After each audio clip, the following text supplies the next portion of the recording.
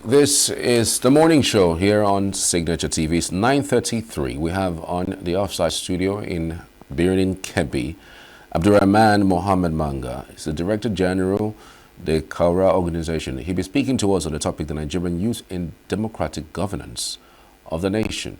Good to have you. Thank you for joining us. Good morning. Good morning. All right, Abdulrahman, we can all sit here and talk about the importance of youth and youth engagement, in nation building. But then you speak about the Nigerian system and the Nigerian style of governance that largely rewards the older generation over the youthful generation. Then you think through it from the time immemorial, say from the past. We've seen military rulers, the likes of Agui Ironsi, the likes of Murtala Mohammed. Those people were in their 30s when they commanded an army that led a nation. But you don't see that happen today. Why is that? Well, good morning, viewers. That's a very, very interesting question, and I think is a challenge that we will throw to the youth, and also it's a very challenging issue, particularly now that we see the older ones refusing to go. I think one of these things is I'm going to blame the older the generation who refuse to allow the younger ones come up, because we have serious generational stagnation. Stagnation in the sense they have had their time and they still want to retain leadership at all costs. So these things are changing in some parts of the world. If you can see in America, who are governors, very few people, members of the parliament, most of them are young. And gradually we are getting to have those kind of changes taking place in Nigeria. But truly, if you look at what happened, even during the First Republic, I think we had Sardauna was not more than 30 or so. Tafawa Balewa was 32 or so, I'm not sure. We have Damasan Kano, who was the High Commissioner, who was equivalent to a minister at 25. So I think it's time now the younger people begin to take their rightful places in assuming responsibilities. And we should know that leadership is not given, leadership is taken. So the younger ones should live up to the expectations of assuming the responsibilities. And that is when we can be able to have young people going into important positions. And I must sincerely say, now we are beginning to see some changes, and I believe that those changes within maybe in 2027, God's willing, you will see that a lot of changes taking place, because we have a lot of governors that have decided to engage youths, and that is a revolution. And that, I believe, the younger ones will come back to their rightful places in assuming public places at very tender age. I'm coming from Kebbi. I have about my governor, Dr. Nasser Idris Kaurangwandu, who happens to be a young, youth-friendly governor, who has more than almost 70% or 80% of the commissioners are younger people. So they are probably mentored to assume responsibilities. We have chairmen who are equally young, and they are doing very good. And we have about 6,000 to 7,000 advisors and aides, SAs, that are really in various places, and they are doing well. So that shows that leaders are beginning to give those kind of responsibilities to the younger ones and mentor them to assume responsibilities of leadership. Over the years for you, do you think the Nigerian government have done things that would largely elevate the youth? Given where we are as a nation and the importance of the youthful development for every sphere of our lives, do you think the government of this nation has really done well? How would you score the government? And what can the government start doing to inculcate the youth in different spheres of our development? Well, most sincerely, previous governments didn't do as much as what the present government is doing. Because if you look at what the present president is doing, most of the very sensitive offices have been given to youths, ministers have been given to youths, and that shows that it's a process that they should be properly mentored so that they can assume responsibilities. I believe that gradually, we are about 170 million Nigerian youths. And if we really come up, because it's a double-edged sword, the younger ones need to come up and assume responsibilities, take charge of what is meant to be theirs, not to be engaged, fail. Once you are given a small responsibility from school activities, once you do the right thing, that is when you are graduating to be a leader in public lives. So believe in me, and I believe you, that the government today is trying to do much in trying to create policies and involve youths in various sectors. So with time, Mr. President has done so much and has created a lot of avenues where young people can be able to come and exercise their talents and also deliver Nigeria in various aspects. And I believe that we still need more, and this should also be replicated in virtually all the states of the Federation. We have young governors, and these young governors are also not doing bad. I'll give you an example from my state, who is less than 60, Dr. Nasser Idris Kauramgwandu. He's doing extremely well. In just 2 years in office, the unprecedented transformation that has taken place in Kebbi has shown that we have young people who have the people at heart. And we go to places like Niger, who is also doing so much in terms of revolution of the agricultural sector, and that is commendable. Go to Katsina, where we have a governor who is also young, and he's doing significantly okay. And this, I can name them on and on again, that the governors now that are young are beginning to revive the past glories of that the young people are not too capable of leading Nigeria. I believe that God's willing, Siwaju's 8 years, that we are going to have the most youngest president, God's willing, and we hope that president is going to come from Kebbi, and which that's my governor. I mean, just like you were mentioning, youths across Nigeria, they're actually doing well, that are in different positions. I mean, we also have youths who have also, ascended to certain positions, and, so many youths are not really proud of. I mean, some persons will look at, the likes of former governor of Kogi State, Yaya Bello, giving his case with the EFCC and how he tried to maneuver his way out. But, I mean, how is the Nigerian youths going to not make an example of enthroning people who are not even those you can look up to? What do you see in someone and say, well, this person is fit for leadership, this person is not fit for leadership? We can't allow this to happen, because at the end of the day, it always has a way to backfire. Because when these things happen, there's this narrative that goes on board that the youth cannot even take care of themselves. Well, unfortunately, I want to use the word unfortunately, we have such an example with Yaya Bello, who came in, and we will not say all of it. You cannot generalize because one person is bad and we think everybody is bad. Yaya Bello's case is an exceptional case that Nigerians are not proud of, and the Nigerian youths are not proud of. But nevertheless, we have gotten so many Nigerians as well that have made Nigeria proud in all over their endeavors. So I believe that, once the youths are properly keyed in and properly mentored, not people that will just be taken to positions as God's sons and God's sons, or the so-called favored youths. We have a lot of young people with integrity, with very high moral values, that when given opportunity to serve, I'm sure they will serve Nigerians to the best of their capacity, their abilities. So I think Yahya Bello's case is an unfortunate case, and I believe that Nigerians should begin to look at proper people, younger people with credibility, with pedigree, that have actually served in various capacities before assuming into such offices. Yeah, so as Nigerian youth, I mean, it's now almost 2 years we're counting to the next presidential election or cycle of elections, and then you wonder whether really the Nigerian youth are ready. We're already seeing the clouds gathering. There are political alignments in different states at the federal level. What should the Nigerian youth right now be thinking?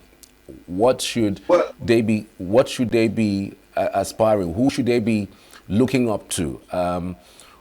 Because again, like it or leave it, these are circles that would always come. But the youth are always at the receiving end, whether good or bad. What should the Nigerian youth right now be looking out for, going into an election that is very important? well, my personal opinion here is we should not derail from the concept of reality.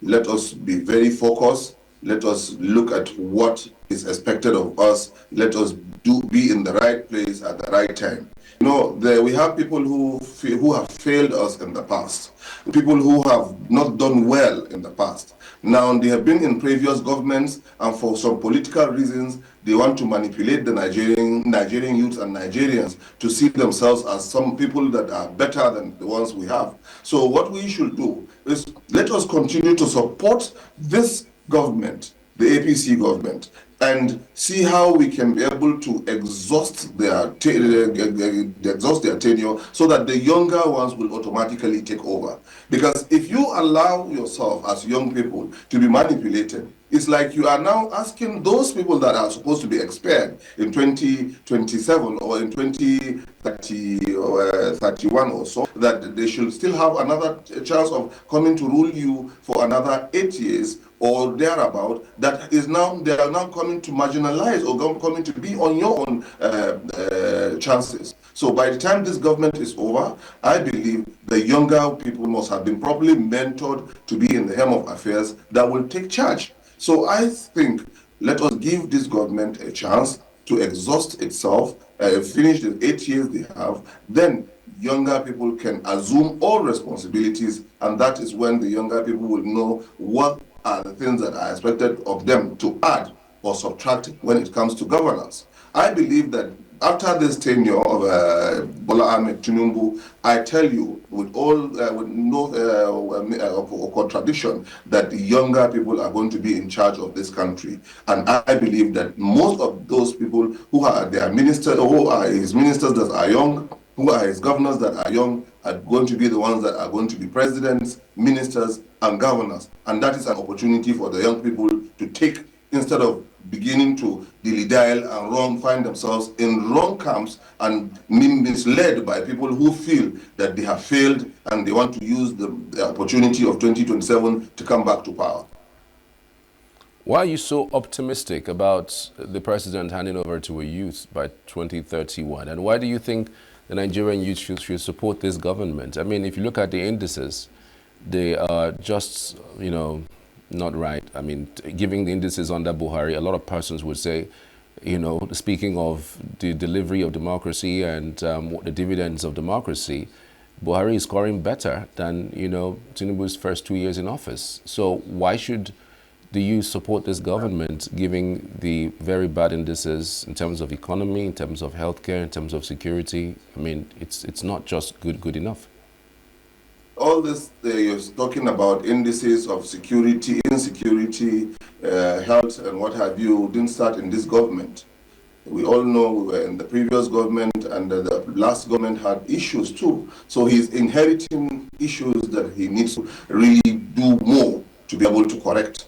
Most especially like the issue of fuel subsidy. So subsidy was already removed in Buhari's regime, but he inherited it, and today we are suffering the consequence of what he has inherited. So I believe that looking at the ways and manners things are going, I believe gradually Nigeria will be better again. And God's willing, I want to assure you that things will no longer be the same after his tenure.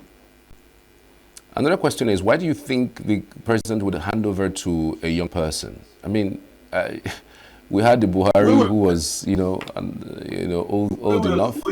Now we have someone who is, just as old as Buhari himself. Why do you think Tinubu would hand over to a young person? We will work towards ensuring that the president hands over to a young person.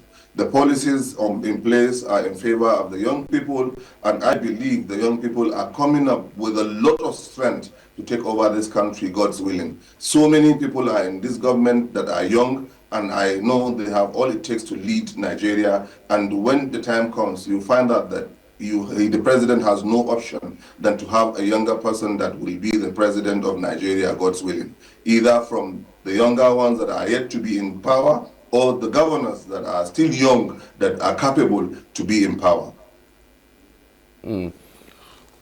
All right. I mean, you and I know that we as a nation have this, ethnic divides. The sentiments cuts across. I mean, it's even spirals overboard during an election period. How do you advise the Nigerian youth who may be vulnerable to some of these ethnic slurs, as we approach the 2027 circle of elections? These are all stage-managed things to make us think about religion, think about ethnicity. When you have those in the villa or those in power, they don't talk about their religion, nor do they talk about where they come from.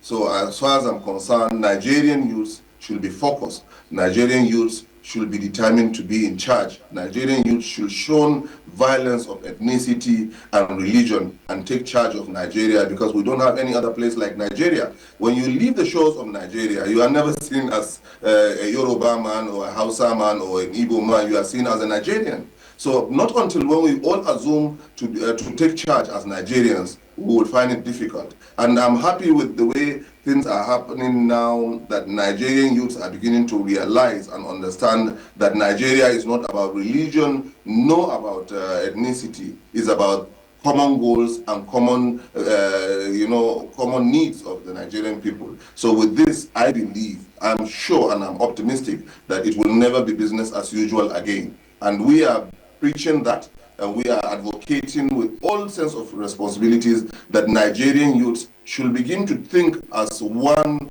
family, as brothers and sisters, not to be divided across political, religious, or tribal lines for some people's selfish interests. And I believe that these things are becoming stories, becoming issues of the past, God's willing. Right. The president's son has been, very, very prominent, Sheyi Tinubu, in this last 2 years in the president's office. I mean, a lot of people are saying that he should lead a youth, team. I mean, he's someone that the youth see as an opportunity to rally around him and probably just create something that would basically lead us to some sort of, greatness. Some persons are even touting him to become the next governor of Lagos State. Do you think that he has made a good example of himself as a youth in this administration, as a son of the president? Let me tell you something. I don't know why people are so keen and are disturbed about Sheyi Tinubu's pedigree.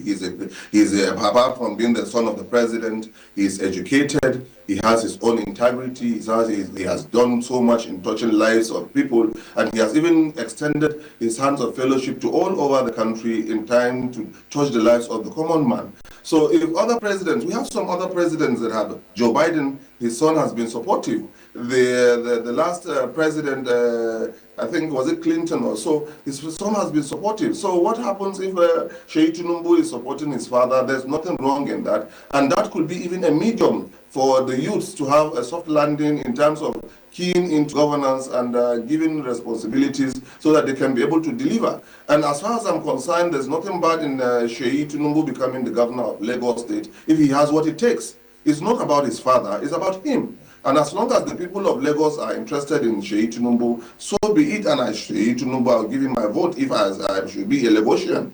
And that's nothing bad about that. Because now we have somebody who has decided not to be in a shell. The last government, we never saw his son, and his son can be able to do something. The last time the governor, the Sheyi Tinubu, during the Ramadan, he was all over trying to at least extend his gesture of the Ramadan, breaking fast with his Muslim brothers and giving palliatives. So that is something that is commendable, and I want to commend the president's son for at least coming out to touch the lives of the Nigerian youths. And that shows that he has all it takes to assume leadership responsibilities. So if this is what the president's son wants to be or wants to do, why not? I don't think there's anything wrong about that. Right. I mean, so many persons, just like you said, yes, say, look, he's a man that is on his own. He's his president's son, that's it. But again, on the merit of who he is, he can actually aspire to become anything he wants to become. But again, a few persons have raised questions about, the recent happening with the NANS president, where it was alleged that he tried to bribe the NANS president to take the structures of the NANS, but it was refused, and the NANS president went ahead to say that he was stripped naked on the orders of the president's son. And some say that it's not a good sign to be a youth leader, and not to talk about a governor of a state. I'm happy that you use the word allegation. He's alleged. So not until he's proven guilty, it's an allegation. And we have just heard from the NANS leader. We've not heard from his own side of the story. So it would be wrong for us to take conclusion or to take side as to what the NANS leadership is saying. I believe that if somebody comes out to say, I have done something, okay, it's for me to now give my own side of the story so that at least you can balance the story. So now we have just one-sided story. It's left for us to wait for us to hear the other side of the story before we conclude. But for as long as I believe he has all it takes to be in leadership position, and that's my stand as far as I'm concerned. Okay, given what we have faced, as a nation, given what we have received, do you think that our leaders are deliberate in entrenching poverty? Because again, people say that sometimes political leaders in Africa use poverty as a weapon to subjugate the Nigerian youth. So when they make you poor, and then during the election, they tend to pour a lot of monies on the street in order for them to buy you into accepting them in power. Do you agree that these are what African leaders do, in Nigeria inclusive, and how should the youth overcome that type of temptation? Well, first and foremost, I must sincerely tell you with all a sense of responsibility that Nigerian youths are privileged to have a lot of policies in their favor. And the government is so concerned about their well-being, and it's just for us to take advantage of those policies and use them in the right direction. I'll give you an instance with the Kebbi State government, who has done so much in trying to improve education.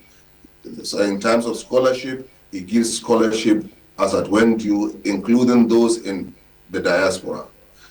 He has brought agriculture to the doorstep by bringing power tillers in thousands, fertilizers in thousands of tons, borehole water, solar-powered boreholes in thousands to boost agriculture and what have you. He has done so much ensuring security in our land so that we can be able to go to farm. He has brought in a lot of activities, including his wives, in doing so many, skill acquisition programs to be able to improve the lives of the women and the youths in our states. And so also, so many governors are doing that. So if policies like this can be brought by a governor or by a government, then it's for the now youths to take advantage of such policies to improve on their lives. So people should not look at that. For example, government cannot be there to do everything, but government can only make enabling environment for you to be able to do what is expected of you to do. So I believe we should take advantage of those opportunities and do the right thing at the right time so that at least we can improve our lives.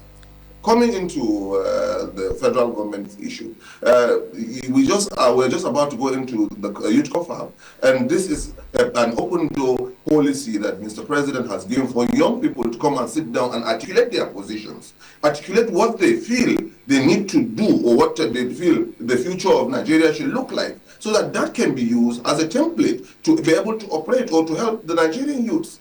He has done so many issues in terms of, alleviations, so that the younger people can key in and take advantage of such policies so that they can be able to improve. It's not easy for you to, we all know that this problem we have, some of the problems we have, they are global problems. Global problems in the sense we are not expecting Nigeria to be indifferent, but they need to improve, they need to do more, and we want them to do more so that Nigerians can at least be to some extent supported in seeing how life can be better. So I am telling you this, that not until the younger people assume responsibility, take charge of their destiny, we will not get there. And for example, I kept on telling my younger colleagues that leadership is not given, leadership is taken. So if we want to be leaders of tomorrow, we should assume responsibilities and take charge of our destiny so that we have no reason not to be the leaders. We have seen that happening in some part of the country, the part of the world, and we have seen in Africa, the things are changing in some countries where younger people are taking charge of their destiny. So if we feel that the country is not doing enough, then what are we doing to ensure that we assume responsibilities to do the right thing? It's no more about when during the electioneering period, 95% of the returning officers, the polling clerks, the agents, the what have you, are all young people, including those working with INEC. So if you now do the right thing, definitely you tend to be in the right position. So Nigerian youths, if they feel whatever, they should wake up and assume responsibilities, then they will now be given their responsibilities. Absolutely. Abdulrahman Mohammed Manga, absolutely wonderful discussion with you, Director General of the Kara organization. Many thanks for your time and your analysis.